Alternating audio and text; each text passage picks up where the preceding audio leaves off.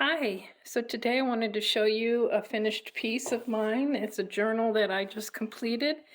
It's a nice chunky journal, but it still has loads of room for writing in. We have, I'll start with the cover. This is a hard cover, hard front and back cover. And we have a leather spine, a nice thick leather spine. I have, the way I make my books, it's a soft spine, so my pages, everything lays flat no matter where you are in the book. So that's the cover. And let's go ahead and open and take a look. I have a book plate in here for you to put the artist or writer's name in here. We have some vintage pieces dated 1925.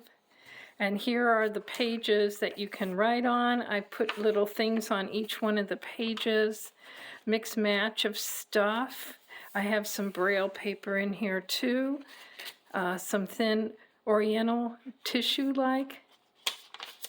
And so each of the signatures has a variety of pages in it like this.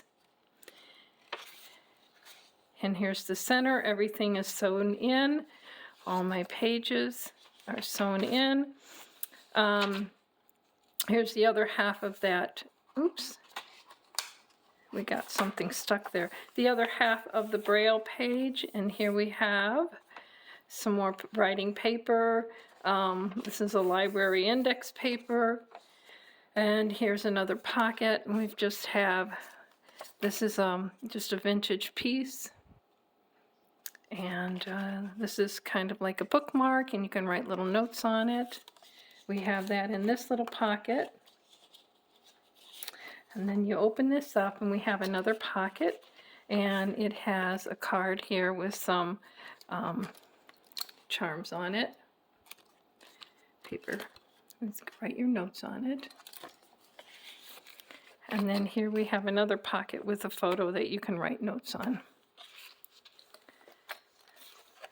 And on this side, we have two pockets. This one has a viewer thing in it. And you probably, I don't know if you can see, it's all out of focus, isn't it? But you can see there's pictures in here. And then there was a tag that you can write some notes on too. And that's in one of these pockets with a window. And then up here we have a little tiny magnifying glass that you can use, and it just tucks in nicely in that pocket. And then we have more paper. Like I said, lots of places to write on. Here we have a piece that has a pocket with a vintage bingo card in there. You can write on that, but you can do whatever you want. This side here we have a little graphic paper notepad. Very, very vintage. Didn't have a date on it, but it's pretty old. And that just tucks right here on that side. Here we have a small tuck spot, and in there we just have a little ad that you can write on the back of if you'd like. We have this tag here with a couple of things in it that you can use to write on. You can replace it with your own things if you'd like. And then here's a pocket with some vellum. And we'll flip through these pages. Lots and lots of writing space. And this is just, I used a Kodak film piece and had somebody's old pictures in it, and I cut it out and I just put it over top of this photo here. And then this is just a double pocket. I have an old, it probably was for flowers at one time. And it says Easter greetings with someone's name. It's like it's tucked in there. We've got an old 1941 receipt, something that has to do with stamps, mailing stamps. It was just an old thing for mailing stamps. I'll put that back later. And then this side we have 3 tags that you just fold out. You can write on each one of them. We have this pocket here, and it just has a very old thing about correct way to hold your pen when you're doing writing. And then of course this ad, which is just gorgeous. It's a vintage ad that I took out of an old book. More paper, and on this signature here, there's an envelope. I just put in some, oh come on, craft paper, there we go, just some writing paper. This is a form, and I added the wax seal to it, just to make it look more authentic with a stamp.